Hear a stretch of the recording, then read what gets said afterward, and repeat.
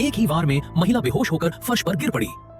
लेकिन इतना ही नहीं था, गिरोह के एक सदस्य ने आकर गर्भवती महिला के पेट पर बेरहमी से लात मारी। यह कृत्य इतना निर्दयी था कि उसके अपने साथी भी गुस्से में उस पर चिल्लाने लगे।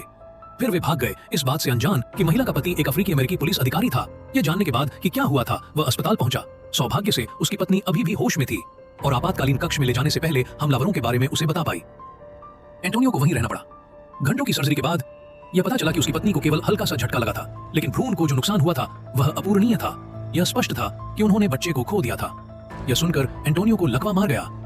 फिर कप्तान उसे यह बताने आया कि उन्होंने गिरोह के सदस्यों को पकड़ लिया है। एंटोनियो ने शांत होने का नाटक किया, लेकिन अंदर ही अंदर वह उन्हें अपने हाथों से खत्म करना चाहता था। जब रात हुई तो उसने अपनी पत्नी के गहरी नींद में सो जाने का इंतजार किया और फिर चुपचाप अस्पताल से निकल गया। कुछ ही देर बाद एंटोनियो अकेले ही पुलिस स्टेशन लौट आया। उन दुष्टों को कोठरियों में बंद कर दिया गया और एंटोनियो ने चुपचाप पर्दे नीचे कर दिए। वे बेवकूफ जो इस खतरे से अनजान थे कि वे गर्भवती महिला के पति हैं, यह कहकर उसका मजाक उड़ा रहे थे। उन्हें लगता था कि वे कानून द्वारा संरक्षित हैं। उन्हें लगता था कि पुलिस भी उनका कुछ नहीं कर सकती। लेकिन उन्होंने एंटोनियो के गुस्से को पूरी तरह से कम करके आंका। उसने जल्दी से उनकी कार से जब्त किए गए औजार निकाले और एक ऐसा हथियार चुना जिसे संभालना उसके लिए आरामदायक था। गंजा आदमी अभी भी घमंडी था।